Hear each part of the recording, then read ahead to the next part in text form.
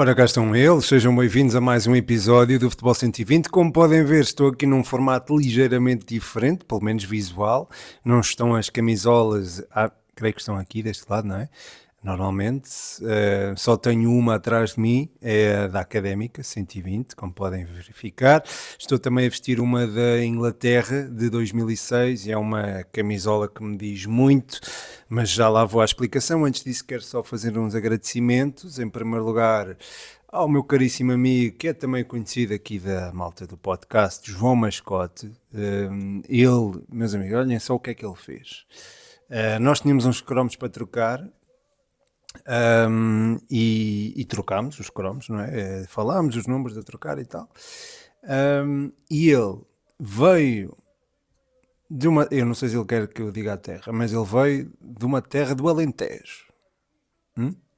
Do Alentejo, diretamente para Coimbra, e a paragem que ele fez foi em minha casa.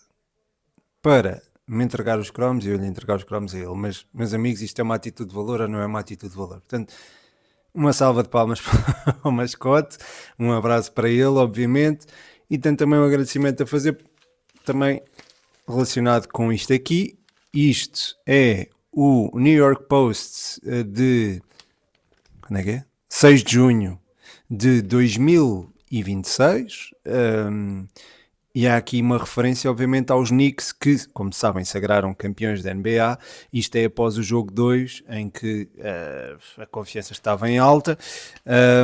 Foi-me entregue pela minha amiga Bárbara, a quem eu mando um grande beijinho, e o meu amigo Zé também, a quem eu mando um abraço. Portanto, o New York Post é sempre giro, não é? Acho eu. Pelo menos eu gosto de colecionar não, não digo colecionar jornais, porque ainda há pouco tempo mandei vários fora, e entre eles estava o do Euro 2016, os vários jornais que eu comprei da altura do Euro 2016, mas pronto. Esquecendo dessas coisas, cá está. Foi uma ótima prendinha que eu recebi. Achei curioso o facto de darem destaque ao povo e não propriamente a um jogador em específico, porque o povo fica sempre, os adeptos ficam sempre, os heróis não existem, não é? Porque os heróis são os adeptos do clube. Isto é muito romântico de dizer, mas eu acho que é mesmo assim. E depois, tem duas capas, uma com o povo e depois a contracapa é do Karl Anthony Towns, que é um jogador dos Knicks. E pronto, quero também agradecer obviamente isto, e mandar um beijinho também à Bárbara e um abraço ao Zé. E pronto, feitos os agradecimentos, feito o momento preço certo deste episódio. Ai Jesus, a câmara tremeu tanto, peço desculpa malta, deixem-me só beber aqui um bocadinho de água. Estava-vos a dizer que esta camisola da Inglaterra tem significado especial para mim, porquê? Porque é do Euro 2006 e foi aí que, do Mundial 2006, e foi aí que Portugal chegou às meias finais e chegou graças a esta Inglaterra, que eliminou nas grandes penalidades. Portanto, este equipamento faz-me lembrar esse jogo que foi muito especial para Portugal. Nesse jogo, lembro perfeitamente de Cristiano Ronaldo e Wayne Rooney, que eram colegas no Manchester United, se desentender, é verdade, e lembro-me disso provocar muita celeuma na imprensa internacional. Portanto, achei isso curioso, e isso marcou-me por algum motivo. Depois, também gostava só de recordar também que nesse jogo chegámos às grandes penalidades. O jogo ficou empatado 0-0 e quem marcou a grande penalidade que nos deu a passagem às meias finais nada mais nada menos do que Papai Cris, Cristiano Ronaldo. Isto mostra que ele já vem tem sido decisivo em vários jogos, em várias alturas cruciais. Decidiu aí, decidiu na qualificação para o Mundial do Brasil. Eu acho que não chegávamos ao Mundial do Brasil sem ele, sou-vos completamente honesto. Sinto também que no Euro 2012 ficávamos pela fase de grupos se não fosse ele. No Mundial 2018 a sua contribuição foi fundamental. Aquele hat-trick que ele faz à Espanha é brutal. O golo que ele marca a Marrocos foi o golo da vitória. Não é que eu acho que tenha sido tão decisivo aí como foi frente à Espanha, mas também marcou o golo e isso também é de realçar. Portanto, mesmo no Euro 2020 o homem também decidiu. Portanto, houve vários momentos em que Cristiano Ronaldo se evidenciou e foi fundamental para a história da nossa seleção. Foi uma lenda. Foi. Mas foi. Já não é. Agora estão-se a construir novas lendas e acho que ele deve permitir que isso aconteça. Não deve sugar o ego dessas próprias lendas em criação. E falo de Bruno Fernandes, que eu acho que vai ser, anos mais tarde, considerado uma lenda da nossa seleção. Vitinho e João Neves acho que também vão entrar nesse campo. E acho que Nuno Mendes também. Portanto, acho que está na altura de Cristiano Ronaldo abrir espaço a esta geração, uma geração que o admira desde que são miúdos, certamente. Muitos deles cresceram a admirar o Cristiano Ronaldo. Quando nasceram, o Cristiano Ronaldo já marcava golos, provavelmente. Mas é duro. Eu sei que é duro pensar que o seu legado está a chegar ao fim. É uma triste realidade, obviamente, mas é uma realidade. E acho que isso devia de ser tido em conta quando se tomam decisões técnicas, sobretudo quando vês que a equipa não circula com a presença de Cristiano Ronaldo, ou não circula tão bem, quando vês que não há um apoio entre linhas e que falta precisamente por termos ali um jogador que gosta mais de estar como referência de área do que propriamente prestar auxílio. E lá está, acaba por condicionar todo o jogo da seleção nacional. E não é preciso, atenção, o facto de termos uma referência ofensiva não é propriamente mau, porque eu vi Chris Wood a jogar frente à Nova Zelândia, frente ao Irão, e a ser um apoio, um 9 como deve ser, um 9 que baixa, que tabela, na mesma onda até de Harry Kane, a tabelar, a vir buscar jogo atrás, a solicitar entradas dos extremos, em zonas interiores, até em zonas de finalização. Portanto, foi um jogador muito útil para a Nova Zelândia, apesar de ser um jogador mais posicional. Cristiano Ronaldo pode ser isto também. Agora, não acredita que seja este jogador ou tenha tanta capacidade para ser este jogador como é, por exemplo, Gonçalo Ramos ou até o Paulinho. Mas pronto, não vou falar novamente do Paulinho, que acho que já falei o suficiente. Mas acho que é frustrante ver o talento da nossa seleção desperdiçado por uma estátua que, como disse o Independent, e muito bem, é uma estátua e 10 homens, que está ali apenas a fazer figura de corpo presente, em busca do seu interesse. Portanto, o interesse de um jogador sobrepõe-se ao coletivo, e eu não acho que as coisas devam funcionar dessa maneira de todo. Se calhar sou eu, mas acho que não devem funcionar dessa forma. E lá está, se há decisões técnicas a ser tomadas, eu acho que elas devem ter isto em consideração, que Cristiano Ronaldo se calhar já não tem a utilidade que teve outrora. Portanto, é isso. Basicamente queria desabafar com vocês acerca disso, porque acho que é fundamental falar disto. Dê-me só um segundinho, malta. Não, está tudo bem. Portanto, acho que é fundamental isto acontecer para a gestão. Dê-me só um segundo, malta. Espera aí. Pronto, malta, estou de volta. Peço imensa desculpa, mas eu fui assaltado por um gato. Acontece. O gato do vizinho, neste caso. Ou gata, não sei. Eu deixei aqui a porta da varanda da cozinha aberta e na casa onde eu estou neste momento. E entrou simplesmente. Comecei a ouvir barulhos na cozinha e pronto. Vocês não, a sério, não têm ideia das condicionantes que este podcast tem tido, este episódio em especial tem tido. Há bocado comecei a gravar, gravei quase o episódio todo, mas em formato errado, portanto, enfim. Mas estava a falar com Cristiano Ronaldo. Eu acho que ele deve ter lançado assim umas energias para o universo, de forma a que, quando se fala mal dele, as coisas sejam comprometidas ou sejam condicionadas, algo assim. Mas pronto, estava a falar sobre ele e acho que, lá está, é uma menos-valia neste momento para a seleção nacional. Já não é a lenda que nós conhecemos outrora, da mesma forma que o Rui Costa já não joga a bola, ou o Figo, ou o João Pinto.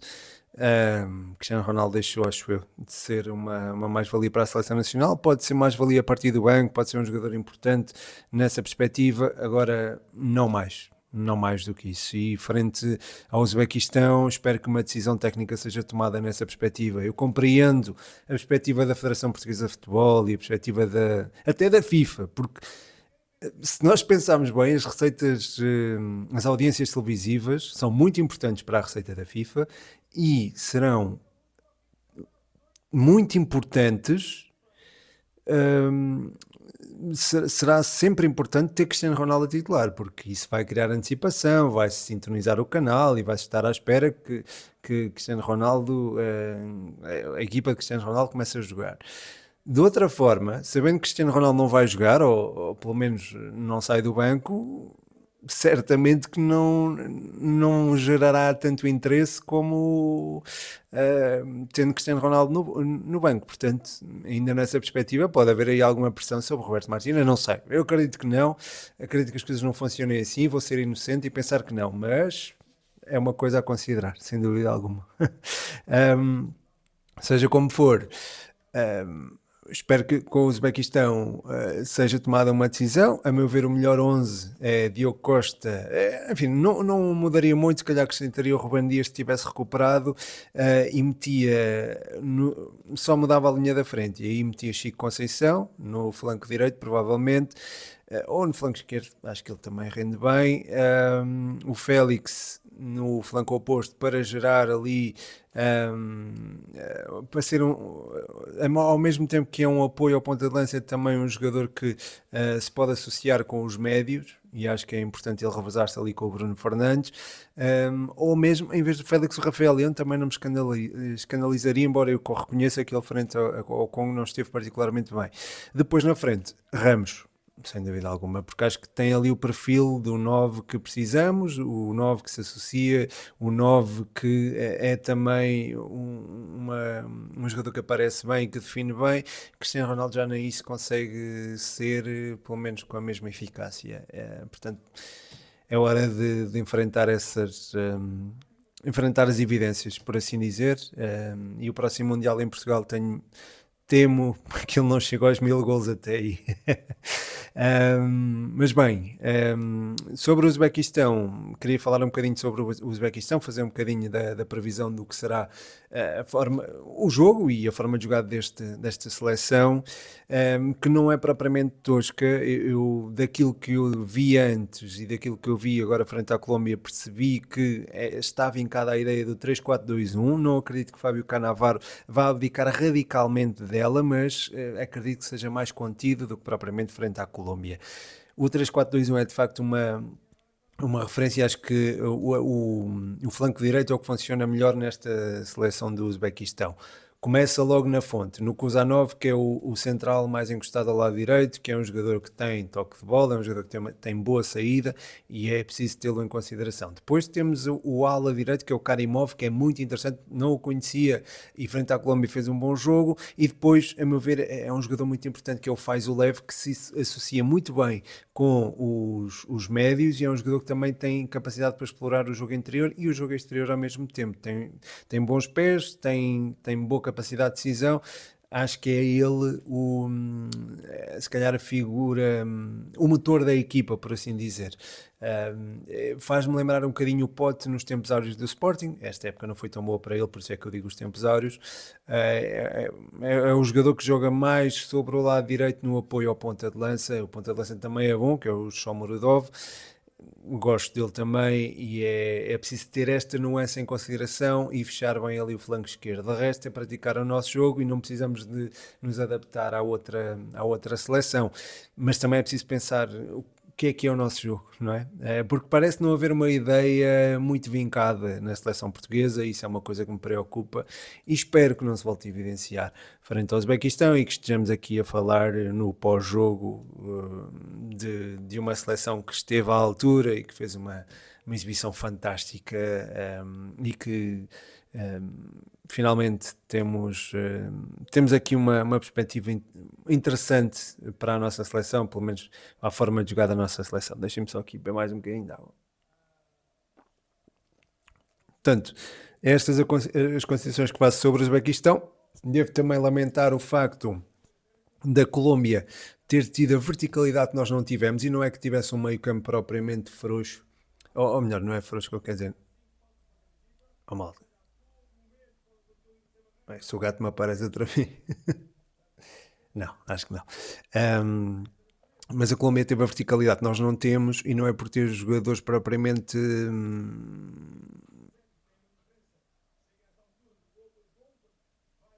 frágeis. Peço desculpa. Não é por ter propriamente jogadores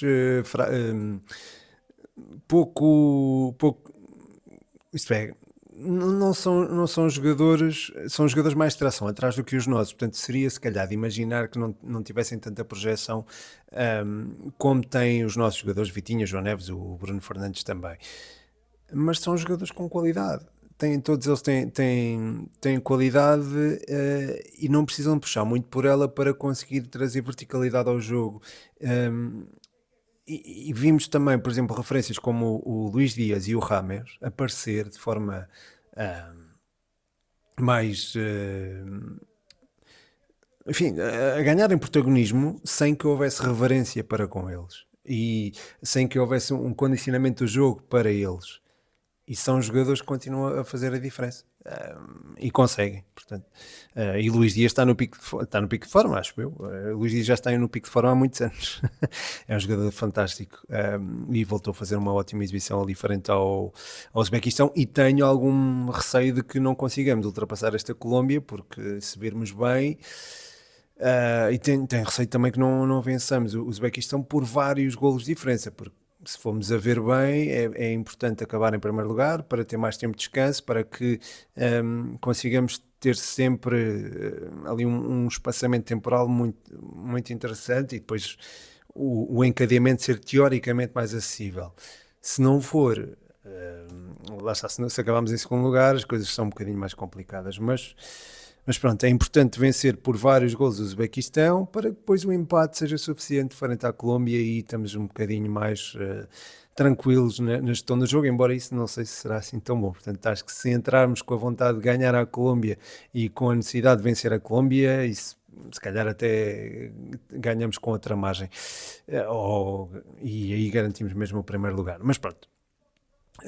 Uma coisa de cada vez. Primeiro o Uzbequistão, espero que sejam tomadas decisões técnicas conscientes e que vençamos o Uzbequistão com alguma folga, que não seja só o primeiro gol e depois a equipa esmorece, não é? Queria também falar dos jogos que se desenrolaram desde a última vez que falei com vocês. Tenho feito, como sabem, o rating de cada um. Se têm acompanhado sabem disso, e pá, estou a gostar muito de fazer esses ratings. Vou tentar fazer obviamente até ao final do Mundial. Do que percebi, os grupos, lá está, vi um jogo incrível da Inglaterra, aliás já tinha falado disso com vocês no último episódio. Depois disso não acho que houve assim jogos extraordinários. Houve aquilo que eu percebi foi a confirmação de que o grupo A e B são nivelados por baixo. O México se calhar e a Coreia do Sul são as equipas mais bem apetrechadas no grupo do México, e depois no grupo do Canadá, Catar, Suíça e da Bósnia acho que é muito nivelado por baixo. Acho que esta Suíça, não compreendo como é que o Manzambi não foi titular nos primeiros dois jogos, e se calhar compreendo à luz daquilo que é também a importância e a influência de certos jogadores, o estatuto de certos jogadores, não é verdade? Acho que voltou a evidenciar, mas também na seleção suíça, não é só na seleção portuguesa. Mas acho que está na altura de Manzambi ser titular, acho que não dá para o tirar do 11. Mas mesmo assim acho que é um grupo nivelado por baixo. As equipas anfitriãs têm sido bem sucedidas, não é? México e Canadá venceram, e nenhuma equipa anfitriã nos dois primeiros jogos perdeu qualquer ponto, ou melhor, desculpem, qualquer partida, digo.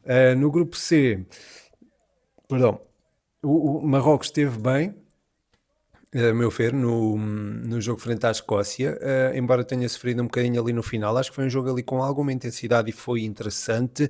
Depois o jogo com o Brasil, vi o Brasil melhor, mas também estamos a falar de um nível de exigência mais baixo, não é? Estamos a falar do Haiti, não estamos propriamente a falar de uma seleção de Marrocos que tem ali um meio-campo tremendo, uma capacidade ofensiva também fantástica e é uma das melhores seleções, coletivamente falando, deste Mundial. Não tenho dúvidas nenhumas em relação a isso neste momento. Se calhar na antevisão que fiz no guia dava menos importância a esta equipa de Marrocos, mas agora tenho que ser humilde para reconhecer que têm feito uma ótima campanha, sem dúvida alguma. Quem também está a fazer uma ótima campanha são os Estados Unidos. Aliás, lá até se diz que podem ser candidatos ao título. E Pochettino contribuiu para isto, dizendo que se chegarem à final e perderem, é uma desilusão. E eu percebo que ele faça isto. Ele levou o Tottenham à final da Champions, é um treinador fantástico e consegue criar um ambiente muito, muito bom à volta dos seus grupos. E criando esse ambiente, acho que é meio caminho andado para que as coisas corram da melhor forma possível. Portanto, acredito que os Estados Unidos possam beneficiar de ter Pochettino, de ter Pulisic a 100% que não tiveram no último jogo e ter um Balogun também em grandemente forma. Não só o Balogun, como também o próprio, olha, o EA, que sai do banco também para dar um bom contributo. Também o próprio o Robinson, o Serginho Deste também. São jogadores que estão a aparecer, o Mackenzie também, são jogadores que estão a aparecer, Mackenzie, estou a pensar noutras paradas, mas sim, o Mackenzie, o McKennie é também ali um bom esteio do meio campo. Não acho que tenham seleção para vencer o Mundial, eu acho que isso é uma utopia, mas podem chegar longe, sem dúvida alguma. Acho que o primeiro lugar está aqui praticamente garantido, já está mesmo garantido, não é? Porque venceram a Austrália e o Paraguai, seleções que derrotaram a Turquia, apesar de levarem 30 remates cada da seleção turca. É de facto impressionante ver que esta seleção desaproveita ano após ano os talentos que tem à disposição. Eu acho que Elise e Guller vão ter mais mundiais e vão corresponder às expectativas, aí sim, porque já tiveram a experiência deste. O mesmo aconteceu, por exemplo, em 2002 com Portugal, em que teve 16 anos sem ir ao Mundial e chegou ao Mundial 2002 e desiludiu. Faz-me lembrar esse Mundial. Curiosamente, nesse Mundial, a Turquia ficou em terceiro lugar, fez uma campanha fantástica. Ora, em 2026 acho que tem mais talento, mas menos capacidade para emocional para corresponder às expectativas e as expectativas eram muito mais altas do que em 2002. Portanto, tendo isto em conta, acho que o futuro é risonho ainda para a Turquia, o presente não foi, e aqueles 60 remates em 2 jogos não vão ser esquecidos, obviamente. Estão eliminados, é uma pena, lamento imenso, porque tinha muitas expectativas para esta Turquia, mas é o que é. É mesmo futebol, é mesmo futebol. É o lado cruel do futebol. Também outro ponto interessante que eu queria tocar sobre este Mundial é que tem havido mais goleadas. Eu até toquei nisso, fiz um post sobre isso, isto é, jogos com 4 ou mais golos. Tem sido a fase de grupos com mais goleadas deste século e eu falei disso num post que fiz no Insta. E lá está, até agora conseguiram-se, até aquele momento tinha-se conseguido 4 goleadas, ou seja, vitórias por 4 golos ou mais. Depois desse post já houve mais duas, que foi o Japão sobre a Tunísia e a Espanha sobre a Arábia Saudita. Portanto, este Mundial está mesmo a ser o Mundial das goleadas. Também houve 0-0, não é? Recentemente, mas este não é o Mundial com mais 0-0, nem pouco mais ou menos. Houve 3 até agora, não é? Que foi Espanha-Cabo Verde, o Equador-Curaçao, grande exibição de Curaçao, sobretudo o guarda-redes, e houve também o Irão-Bélgica 0-0, grande exibição também do Alireza Beiravand, já não me recordo como é que se diz, mas fez uma exibição também fantástica, tanto ele como o próprio guarda-redes de Curaçao, grandes exibições a garantir esses nulos que são muito importantes para ambas as seleções. O Irão mantém-se aqui vivo na luta. À hora que estou a gravar, ainda não vi o Nova Zelândia-Egito. Aliás, neste momento está a decorrer o Uruguai-Cabo Verde. Era um jogo que eu queria ver em direto, mas não vou conseguir. E pronto, é destacar aqui as exibições dos guarda-redes destas seleções a garantirem pontos importantes. A Bélgica está aqui com um bico de obra, vai ter que vencer na última jornada a Nova Zelândia, se bem que a Nova Zelândia é uma seleção que joga muito mais de peito aberto e eu acho que a Bélgica pode beneficiar disso mesmo. Neste jogo frente ao Irão acho que ficou um bocadinho condicionado a partir do momento em que houve a expulsão. Ainda sobre esse jogo, gostava de destacar Mehdi Taremi, que parece ser ali a figura de culto desta equipa, muito presente, com muita alma, a entregar-se com tudo aquilo que tem e não tem pelo seu país, não é? Pelo sofrimento que tem havido, portanto é sem dúvida alguma interessante ver isto. Outra coisa interessante é ver aqui o duelo África-Europa. Portugal empatou com o Congo, por exemplo, Espanha empatou com o Cabo Verde, a Costa de Marfim começou a ganhar a Alemanha e a Alemanha lá conseguiu dar a volta.